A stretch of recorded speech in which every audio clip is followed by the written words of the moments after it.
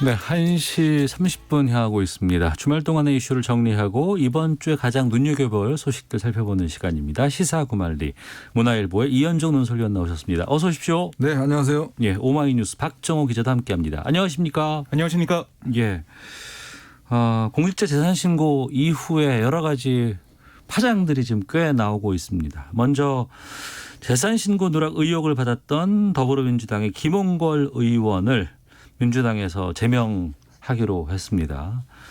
그리고 천억대 공사 수주 의혹 받고 있는 국민의힘 박덕흠 의원 이해충돌 이것 때문에 상당히 좀 논란이 커지고 있는데 민주당이 계속해서 국민의힘 박덕흠 의원도 제명해라 이렇게 좀 압박하고 나섰다고 하는데 먼저 김홍걸 의원 제명부터 좀 짚어보겠습니다. 이현정 위원께서 좀 말씀해 주시죠. 네, 뭐 예상은 했던 일이지만 굉장히 속도가 좀 빨랐던 것 같습니다. 속도가 빨랐다. 네, 그리고 또 이게 주로 비례대표 국회의원 같은 경우는 이제 제명을 할 경우에는 의원직을 유지를 하거든요. 예, 예. 그러니까 스스로 탈당을 하면 이제 의원직이 상실되고 이제 다른 뭐 후보자가 예. 승계를 받게 되거든요. 예. 근데 이제 이런 그 갑작스럽게 비상징계라는 방법을 통해서 사실은 결정을 했는데 일단 뭐 저는 이 김홍걸 의원이 일단 당연히 저는 뭐 국회의원 사퇴를 해야 된다고 봅니다. 그렇지만 이 지금 민주당이 이 절차상의 문제 사실 네. 저는 좀 문제가 있다고 봐요. 왜냐하면 일단 지금 최기상 의원이 위원장을 했는 윤리감찰단에서 예. 이제 비상징계라는 방법을 쓰면서 당시 발표를 할 때 감찰에 응할 것 같지 않아서 일단 사퇴시킨다 이렇게 이야기를 제명시킨다 이렇게 이야기를 했거든요. 네네. 그럼 이게 뭐냐면 결국은 어떤 면에서 보면 검찰이 조사도 안 하고 그냥 법원에서 그냥 판결을 내리는 겁니다. 더군다나 최기상 의원은 판사 출신이죠. 예. 그러면 사실관계를 따져서 본인한테 또 해명도 하게 하고 만약 본인이 해명하지 않겠다고 그러면 그럼 그때 가서 제명하면 될 일을 문제는 감찰을 응할 것 같지 않아서 예상해서 잘랐다? 과연 이게 타당한 조치인지 저는 좀 의문스러워요. 왜냐하면 충분히 예를 들어서 의원직을 제명을 할 때는 그 당사자의 어떤 공개적인 어떤 해명이나 네네. 이런 과정들이 필요하지 않습니까? 더군다나 김홍걸 의원이 누굽니까? 바로 김대중 대통령의 막내 아들 아닙니까? 더군다나 이 정부가 호남 민심을 잡기 위해서 사실은 영입을 해서 예. 문재인 대통령과 선거 때 항상 같이 다니고 했던 분 아니겠습니까? 거기다가 또 비례대표 공천까지 줬고. 그렇다면 거기에 따르는 합리적인 절차를 밟아야 되고 또 어떤 면에서 보면 이게 단순히 이분의 제명으로 끝나는 문제가 아니라 네. 그렇다면 이런 재산 문제를 과연 몰랐는가라는 거예요. 민주당에서. 더불어시민당으로 물론 출마하긴 했지만 네. 사전 검증한 분들이 문제라든지 그럼 민주당은 그냥 어떤 문제가 생기면 잘라버리면 그만인가? 어떤 정책 책임은 누가 질 것인가? 예. 아무도 정책 책임을 지지 않아요. 그냥 본인한테 다 떠넘겨버리고 자 우리는 이분을 그냥 제명했으니까 그냥 뭐 더 이상 문제 삼지 않겠다. 이렇게 돼버리면 과연 정치에서 어떤 정당의 책임 과연 이건 어떻게 질 것인지 네. 여러 가지 의문점이 남는 것 같습니다. 알겠습니다. 민주당 지금 상황은 어떻고 그리고 네. 김홍걸 의원 쪽에서는 어떤 입장인 거예요? 김홍걸 의원 쪽에서는 뭐 계속해서 이 사안에 대해서는 몰랐다라는 입장을 좀 보이고 있고 선관위에 관련 자료를 다 냈다고 해요. 네. 그러니까 선관위 이 결정을 좀 보고 또 대응을 하겠다는 거고 열심히 소명하겠다는 입장이고 제명에 대해서. 제명에 대해서는 선당우사 정신으로 받아들이겠다 이런 입장을 밝혔는데요. 말씀하신 것처럼 일단 의원직 상실은 아니기 때문에 제명을 통해서 우선 당을 떠나지만 자신의 그 명예를 회복한 다음에 다시 돌아올 수도 있지 않겠냐 네. 이런 생각을 하는 것으로 보입니다. 어쨌든 민주당 쪽에서는 추석 전에 추석 연휴가 오기 전에 빠른 조치를 함으로써 국민들한테 우리가 이 사안을 정말 심각하게 보고 있다. 특히 이 사안이 부동산 문제지 않습니까? 네. 부동산 시장 관련해서 그동안 많은 혼란과 갈등이 있었던 만큼 민주당에서는 이건 더 이상 국민들의 법감정이나 국민들의 정서를 우리가 거스르지 않고 빠른 이 처리를 통해서 국민과 함께하겠다 이런 이미지 또 이낙연 대표 입장에서는 좀 당의 기강을 잡는 그런 모습을 보이면서 뭐 대선을 앞두고 좀 강한 모습을 보여주는 그런 하나의 판단이 아닌가 이렇게 또 보여집니다. 네. 김홍걸 의원은 제명 조치가 내려졌고 지금 이스타항공 대량 해고 논란에 휩싸인 이상직 의원 징계도 지금 계속 진행이 되는 상황이잖아요. 네. 진행되고 있습니다. 그러니까 당 윤리감찰단이 조사를 하고 있는데 예. 이것도 의원들 얘기를 들어보면 그렇게 길게 가진 않을 것 같다라고 얘기를 하더라고요. 왜냐하면 이제 중요한 일정이 추석이 있기 때문에요. 예. 그 전에 정리를 하는 게 맞다라는 판단을 계속 하고 있고요. 이것도 마찬가지로 이 노동 문제라니까 노동 문제도 당의 입장에서는 소리할 수 없는 문제이기 때문에 이걸 그냥 넘어갈 수 없는 상황으로 보여지고 이낙연 대표도 윤리감찰단에 넘기기 전에 네. 이 문제에 대해서 강하게 또 경고를 한 바 있습니다. 책임 있는 자세를 보이라고 했는데 그동안 이상직 의원이 한 소명이나 해명을 보면 책임 있는 자세랑 좀 거리가 멀거든요. 예. 그래서 이거는 아마 당에서도 김홍걸 의원 정도의 그런 제명 정도의 처리가 나오지 않을까 이렇게 좀 예상할 수가 있습니다. 이현정 논설위원께서 네. 어떻게 보십니까? 근데 이게 참 문제가 있으면 제명을 하고 나면 어쩌면 당 입장에서는 문제를 털어버렸으면 좋을 텐데 네. 사실 이 문제는 이스타항공 문제는 지금 600여 명 이상이 지금 해고자가 있는 문제입니다. 그렇습니다. 그 또 더군다나 지금 이 코로나 때문에 회사가 너무나 좋지 않은 상황으로 가고 있는 거 아니겠습니까? 그러면 과연 여당 입장에서 뭐가 우선인가라는 문제를 좀 따져봐야 될 것 같아요. 즉 네. 지금 이 이스타항공 문제를 좀 해결하는 쪽으로 방향을 잡는 것이 좋은 것인가 아니면 그냥 뭐 이상직 의원이 문제가 있다고 해서 뭐 제명 조치 해버리면 그럼 우리는 아무 이제 책임이 없다 네, 이렇게 네. 이야기할 수 있는 것인지 사실 이 문제는 이미 공천 과정 때부터 문제가 나온 문제거든요. 그러니까 당이 공천을 받아서 출마해서 당선이 됐다고 한다면 그럼 민주당이 어떤 면에서 보면 이 이스타항공 문제를 적극적으로 해결하는데도 저는 오히려 힘을 쏟는 게 그게 공당으로 살 일이지. 아니 이 사람이 문제 있으니까 우리는 잘라버린다. 예전에 뭐 양정수 의원도 그렇고 뭐 이렇게 예를 들어서 제명해버리면 우리는 아무 문제 없다라고 이야기하기에는 사실 지난 선거 때 어땠습니까? 결국은 민주당이라는 이름으로 국민들한테 표를 얻은 거 아니겠습니까? 네. 근데 그것에 대한 과연 정치적 책임은 어떻게 질 것인지를 좀 고민해 봐야 될 것 같습니다. 알겠습니다. 이에 반해서 국민의힘 박덕흠 의원 국회 국토위 간사 맡으면서 거액의 공사를 편법 수주했다는 의혹 계속해서 나오고 있습니다. 주말 지나고 나서 오늘 오후 2시에 박덕흠 의원은 아마 기자회견 지금 한다고 지금 네. 얘기하고 있는 상황인데 먼저 어떤 일들이 있었는지 박정호 기자가 좀 정리를 해주세요. 예, 그러니까 국회 국토교통위원을 지낸 5년 동안 뭐 그 박 의원의 가족 회사들이 피감기관으로부터 1,000억 원에 이르는 공사 수주와 기술 사용료 수입 등의 실적을 올렸다. 이렇게 의혹이 제기돼 있고요. 물론 이게 뭐 1,000억이다, 2,000억이다, 3,000억이다 여러 가지 얘기가 나오고 있지만 네. 하여튼 이렇게 수입을 올린 그런 부분들이 지적되고 있고 그리고 이 박 의원이 국토교통위 간사를 맡은 직후죠. 2018년 하반기부터 2019년 상반기에 수주가 집중됐다. 그리고 국정감사에서 한국도로공사의 비리 의혹을 제기한 이후 단독 도급 건수와 규모가 커졌다. 네. 그런 의혹도 제기가 돼 있습니다. 또 서울시 국정감사에서 건설 신기술 지정 사용을 늘려달라라고 주문한 다음에 박 의원 아들 회사가 서울시로부터 해마다 한 건씩 신기술 사용료를 받았다. 이런 것도 지적이 되고 있고요. 그리고 뭐 이거는 의원 신분이 되기 전 일인데 대한전문건설협회 회장 출신이거든요. 박 의원이. 그러니까 2010년에 협회가 사들인 골프장 가격을 200억 넘게 부풀려서 정치자금을 마련했다. 이런 의혹에 대해서 검찰에 고발됐고 검찰이 배당해서 수사에 좀 착수한 상황입니다. 그리고 6년 전에 뭐 백지 신탁을 한 주식이 있어요. 네. 그 배우자가 합쳐서 128억 정도 되는데 이 건설회사 주식이 처분되지 않았습니다.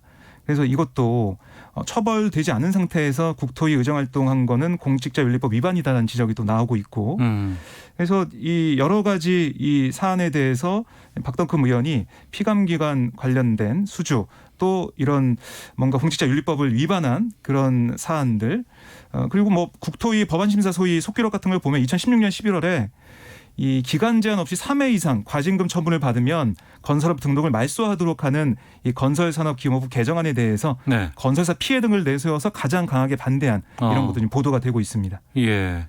오후 2시에 박덕흠 의원은 자기 입장 바뀐다고 하는데 어떤 얘기 할까요? 일단 아마 이제 이분이 이제 봉옥천 영동 괴산 지역 국회의원 의원인데요. 사실 이제 보통 우리가 건설을 하면 종합 건설사가 있고 전문 건설사가 있습니다. 네. 종합 건설사가 이제 구체적인 부분은 다 전문 건설사에서 수주를 맡게 해서 하고 하청을 있어요. 한다거나. 네. 예. 이제 그렇기 때문에 이분이 이제 전문 건설업체를 지금 자신의 아들 그다음에 형 해서 이제 원래 운영하던 거를 물려줘서 한 3개 정도 운영을 하고 있어요. 그러니까 어떤 면에서 보면 이 낙찰이 공개 입찰이나 이런 걸 통해 했다라면 문제가 없다면 또 문제가 뭐 삼기 어렵겠지만 그러나 지금 보면 사실 이게 이해 충돌의 소지가 분명히 있는 거 아니겠습니까? 예. 자, 자신이 이제 건설회사를 운영을 하는데 국토위 교통위를 지금 5년 동안 했다는 것 자체가 일단 논란이 될 수가 있는 거고요. 더군다나 이 기간 중에 아무래도 피감 기관들이 신경을 썼을 가능성이 있겠죠. 네. 이 부분은 이제 아마 이제 앞으로 뭐 검찰도 하겠지만 그러나 이런 어떤 사실관계를 판명하기 이전에 저는 이게 국민의힘이 이번 이 문제는 좀 단호하게 전 대응을 해야 된다는 생각이 들어요. 왜 그러냐면 지금 사실은 추미애 장관 문제를 비롯해서 이 공정과에 대한 문제 이런 문제들이 또 국회의원의 이해 충돌의 문제가 사실은 야당이 매섭게 지금 여당을 질책하고 있는 상황 아니겠습니까? 그렇죠. 예, 그러면 남을 비판하려면 기본적으로 자신들의 문제가 없어야지 국민적인 공감대를 얻을 수가 있겠죠. 예. 그렇다면 저는 이 문제를 처리하는 기준이 국민도 한번 보고 계실 겁니다. 과연 국민의힘이 얼마나 이 문제를 좀 공명정대하게 처리하느냐.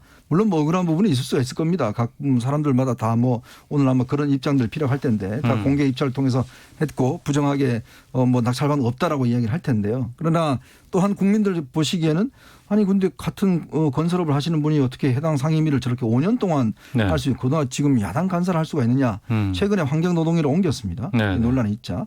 이제 그렇기 때문에 과연 당 지도부는 그동안 뭐 했는가에 대한 책임 문제 또 이런 어떤 당의 공정성에 또 침해받는 문제 아마 앞으로 여당을 비판하기 위해서라도 저는 박덕흠 의원에 대해서는 야당이 좀 단호한 모습을 보여줘야 되는 거 아닌가 그런 생각입니다.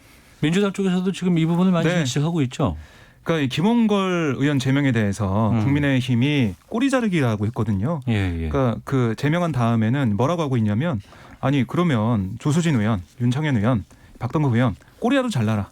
이렇게 지금 공세를 하고 있습니다. 근데 오늘 박덕흠 의원이 기자회견 한 다음에 기자회견을 보고 당 지도부에서는 판단하겠다 이런 얘기를 하고 있거든요. 물론 진상조사 특위를 마련하긴 했지만 만약에 그냥 진상조사 특위에서 유야무야 넘어가거나 아니면 좀 속도가 느려지거나 추석 때까지 정리 못해서 추석 밥상에 이 김홍걸 의원이 아니라 이 박덕흠 의원이 오른다면 국민의힘으로서는 타격이 클 것으로 보입니다. 알겠습니다. 청취자 의견 좀 소개해드리고 다음 주제로 가보겠습니다. 2353님은 민주당 징계 결정은 빠르게 한 거 잘한 일입니다. 국민의힘 측에서도 조수진, 박덕흠 의원에 대한 조치를 빨리 해야 합니다라는 의견 주셨고 김사현님은 수박 한 통을 사더라도 여러 번 수십 번 두드려보고 색깔도 선명한지 이리저리 보고 따져가면서 하는데 도대체 각 정당에서는 국회의원을 뭘 보고 고른 것인지 정말 화가 납니다라는 의견도 보내주셨습니다. 시사구말리 이현정 문화일보 논설위원 박정호 오마이뉴스 기자와 함께하고 있는데요. 최근에 또 이 논쟁이 좀 뜨겁습니다. 지역화폐가 효과가 없다더라. 무슨 소리냐. 이거 효과 있다. 보고서 낸 곳 공개 토론하자. 지금 이재명 지사와 한국조세재정연구원의 여러 가지 지금 설전이 계속해서 나오고 있습니다. 그러니까 지역 화폐를 어떻게 쓰였는지를 연구했던 보고서 결과가 이재명 지사와는 상당히 좀 이렇게 반대되는 입장이 나온 것 같은데 이현정 의원께서 좀 정리해 주시죠. 네. 지금 한국조세재정연구원은 국책연구기관입니다. 여기서 이제 지난 2010년부터 2018년까지 우리나라에 지금 한 229개 지금 그 자치단체에서 지역화폐라는 걸 발행을 하고 있어요. 이건 뭐냐면 각 지자체에서 자신의 어떤 지역에서 쓸 수 있는 화폐를 별도로 발행을 해서 좀 싸게 예를 들어서 이제 이걸 구매를 하고 실제로 이걸 이제 쓸 수 있는 저도 지정을 해서 소상공인이나 영세업자들한테 좀 도움을 주자 이런 취지에서 이제 발행을 하고 있는 거거든요. 사실 이게 올해만 하더라도 약 9조 원 정도가 발행이 됐습니다. 근데 문제는 이게 이제 한 10% 정도가 이제 비용으로 나가게 돼 있어요. 더군다나 지금 이제 조세재정연구원에서 연구를 해보니 한 2,280억 정도가 순손실로 이제 기록이 되더라는 거예요. 왜 그러냐 하면 예를 들어서 어떤 지역에 쓰는 화폐를 발행하면 그 지역에서는 도움이 될지 모르겠지만 문제는 그 인접 지역. 그러니까 어쩌면 국가 전체로 봤을 때는 별로 그렇게 도움이 안 된다는 거예요.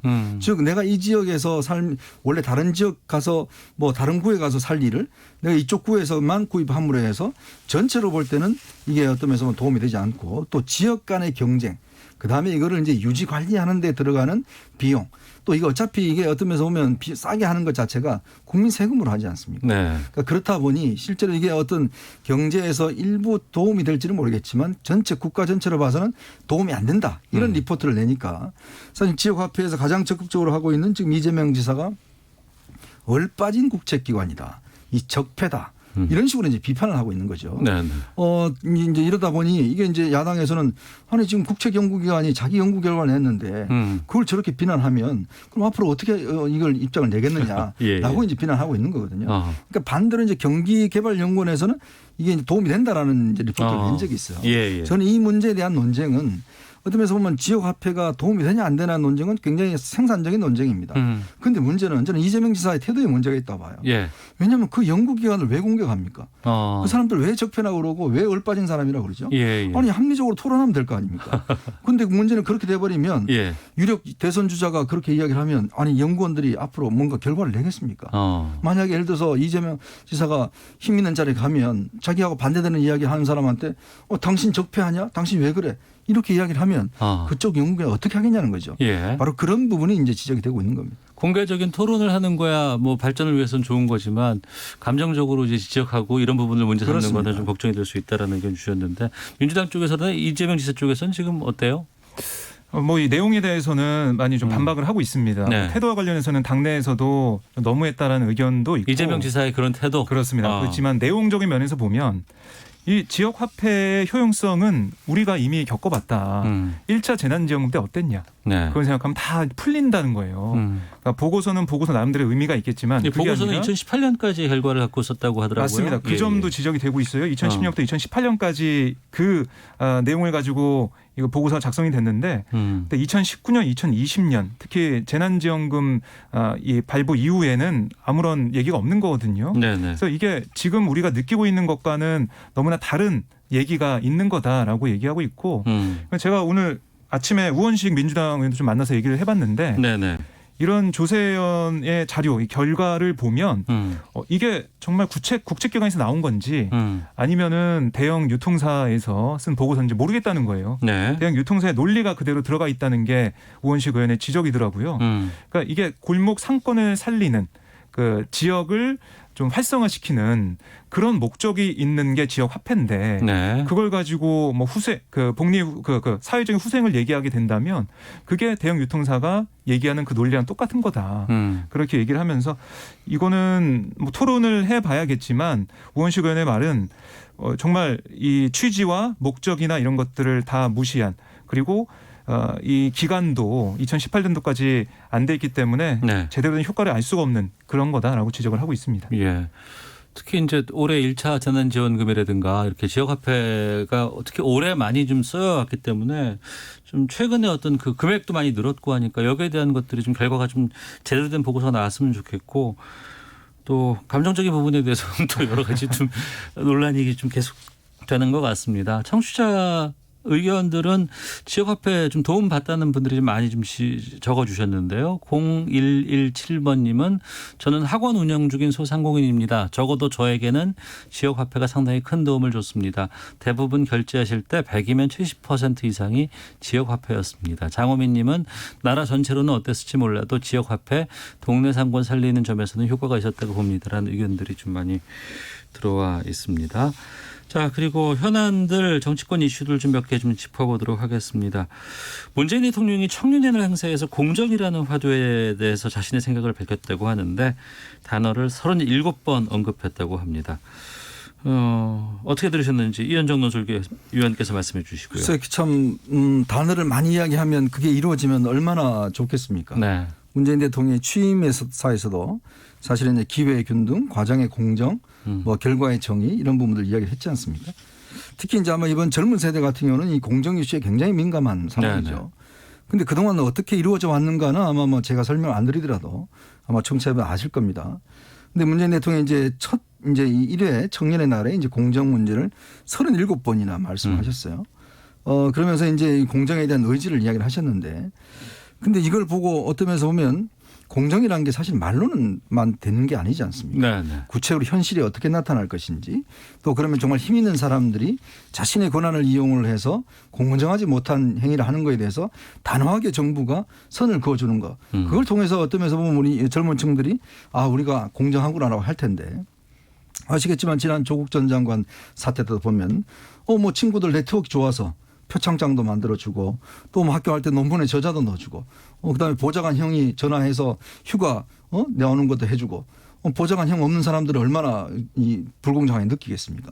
근데 그건 뭐 부적절하지만 불법이 아니다라고 이렇게 이야기하기에는 이건 어떤 젊은 층들이 받아들일 수가 없는 거거든요. 네. 바로 그런 작은 행위들이 모여서 결국은 불공정하다고 느끼는 겁니다. 즉 내 아버지 엄마 잘 만나서 내가 뭐 하나 했는데 근데 보는 사람 입장에서는 민주당이나 이 여권에서는 아니 그 네트워크가 좋아서 그런데 그거 가지고 뭐라고 그러느냐.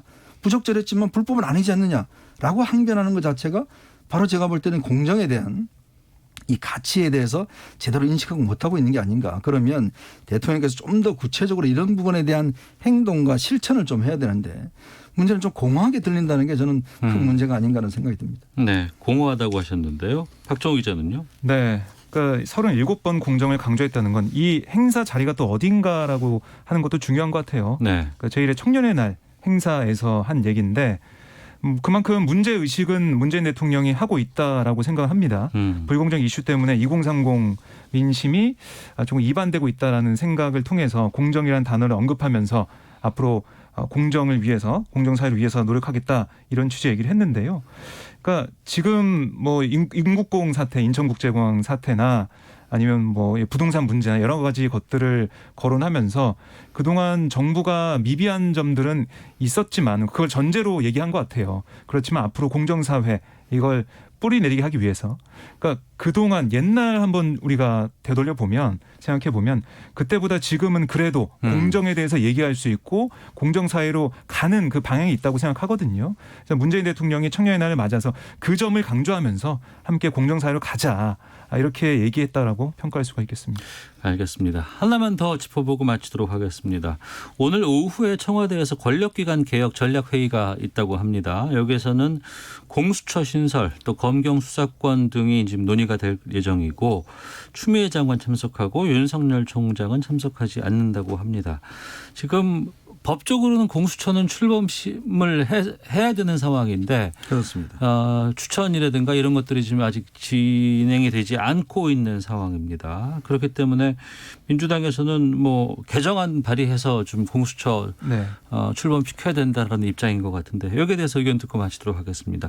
유현종 의원님 어떻게 된 상황이에요? 그래서 이게 참 사실은 이제 국가 권력기관 굉장히 중요한 권력기관을 만드는 행위 아니겠습니까? 네. 사실은 뭐 검찰, 경찰 그동안 그 정도만 하셨는데 이제는 공수처라는 새로운 국가 권력기관이 나서는 거거든요. 정말 이건 굉장히 저는 중대한 의미라고 봅니다. 그러면 그만큼 어떤 신중을 기해야 되고 또 이게 헌법에 어긋나는 부분은 없는 것인지 또 이것이 어떤 면에서 보면 지금 우리가 여러 가지 검찰을 지금 동부지검이나 이런 편파성을 이제 비난하듯이 과연 이것이 공정하게 행사될 수 있을 것인가에 대한 국민적 의구심이 있는 거 아니에요. 네. 이제 그런 면에서 지금 여당이 어떤 면에서 보면 이제 좀 수적인 것을 앞세워서 법을 개정하고 한다고 하면 저는 굉장히 후폭풍이 있을 거라고 봅니다. 그러니까 실제로 이게 시간이 걸리더라도 정말 국가의 중요한 어떤 면 사법기관을 만드는 것인 만큼 그만큼 국민적 합의가 중요하다. 그리고 또한 이게 헌법적인 어떤 유연성 이거 제가 하는 것도 저는 굉장히 중요한 문제라고 봅니다. 예. 박정우 기자는요? 네. 그러니까 이게 공수처 문제가 사실 지난해부터 쭉 이어져 왔죠. 패스트트랙 올라가서 통과가 되는 과정에서 진통이 있었는데 그 이후에 우리 국민들의 평가가 어땠냐. 그거 알아볼 수 있는 게 바로 총선 결과입니다. 총선 결과를 통해서 민주당의 강한 힘이 쏠렸다는 건 그만큼 개혁에 대한 국민들의 그런 갈증이 강했다는 거거든요. 네. 특히 이번에 추미애 법무장관 아들 의혹이 정말 뭐 한 달 넘게 계속됐지만 지금 지지율을 보면 국민의힘이 오히려 지금 빠지고 있습니다. 그런 거 볼 때 국민들이 생각하는 것은 추미애 장관이 낙마하면 검찰개혁이나 이런 공수처 설치나 이런 것들이 잘 되지 않을 수 있다라는 의식을 가지고 있는 것 같아요. 그것도 좀 영향을 미쳤을 거라고 보고요. 네. 그래서 지금 뭐 정부 여당은 공수처 출범이나 이런 것들 그러니까 개혁에 있어서 약속했던 것들을 이제 하나씩 해 나가자. 그게 국민의 뜻이라는 생각을 지금 하고 있는 걸로 보이고 네. 특히 공수처장 후보 추천위원 계속 추천을 안 하니까 그럼 공수처가 아예 출범이 안 되거든요. 네네. 그거는 국민의 뜻을 배반하는 거다라고 민주당이 판단해서 이번에 이렇게 의결 정석수도 7명 중에 6명이 아니라 5명을 낮추는 안이 김용민 의원 안에 담겨 있고 여야 교섭단체 각각 2명씩 추천하게 한 이 추천위가 아니라 모두 국회가 추천하도록 해서 야당이 반대해도 할 수 있는 길을 열어놨거든요. 네. 이런 걸 통해서 국민들에게 개혁을 하는 모습을 좀 보여주겠다 이런 생각을 판단하고 있는 것 같습니다. 네. 국민의힘은 지금 이 공수처장 후보 추천위원 선정을 지금 어떤 입장인가요? 이게 지금 이제 헌법소원을 제기해 놓고 있거든요. 아, 헌법소원을. 그렇기 때문에 이게 이제 이쪽에서 결론이 나야지만이 우리가 추천을 할 수 있다라는 견해 같아요. 예. 또 한편으로 이제 좀 시간을 끌겠다는 생각도 있는 것 같습니다. 지금 뭐 이게 예를 들어서 공처 설립이 될 경우에 나타날 수 있는 여러 가지 이제 문제, 그리고 아마 내년 또 4월 7일 재보선이 있지 않습니까? 예. 이제 그렇기 때문에 아마 정치적으로 볼 때도 상당히 그동안 어떤 면에서 이게 패스트트랙에 같이 얹혀서 이제 사실은 통과가 됐는데 이런 부분을 조금의 시간을 끌면서 전체 국민 여론을 좀 더 지켜보겠다라는 게 아마 야당의 전략인 것 같습니다. 네. 그런데 이게 또 길어지면 네. 지금 민주당 쪽에서는 개정안 통해서라도 강행하겠다는 그렇습니다. 거 아니에요? 김용민 의원이 오늘 이 상정할 때 제안 설명할 때 뭐라고 했냐면 소수의 의견으로 다수가 배제되는 게 비민주다라는 얘기도 했습니다. 알겠습니다. 시사구말리 문화일보의 이현정 논설위원, 오마이뉴스 박정우 기자 두 분과 함께했습니다. 고맙습니다. 네, 고맙습니다. 고맙습니다. 자, 오태훈의 시사본부 마치겠습니다. 내일 뵙겠습니다. 안녕히 계십시오.